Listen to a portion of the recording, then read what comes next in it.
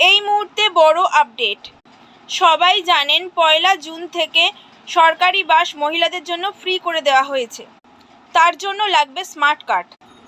Smart card থাকলেই তবেই এই ফ্রি পরিষেবা পাওয়া যাবে। কিভাবে বানাবেন এই স্মার্ট কার্ড দেখুন। বাংলার মেয়েদের জন্য বড় সুখবর। আগামী 1 জুন থেকে পশ্চিমবঙ্গের সমস্ত মহিলারা রাজ্য সরকারের পরিচালিত বাসে সম্পূর্ণ বিনামূল্যে যাতায়াত করতে পারবেন। স্বল্প দূরত্ব হোক বা দীর্ঘ দূরত্ব, সব রুটে এই সুবিধা মিলবে। সরাসরি জনপরিষেবার সব ধরনের বাস এই প্রকল্পের আওতায় থাকবে। প্রত্যেক মহিলাকে দেওয়া হবে একটি কিউআর কোড যুক্ত স্মার্ট কার্ড, যেখানে থাকবে নাম ও ছবি। স্মার্ট কার্ড পাওয়ার জন্য নিজের এলাকার বিডিও এসডিও অফিসে আবেদন করতে হবে।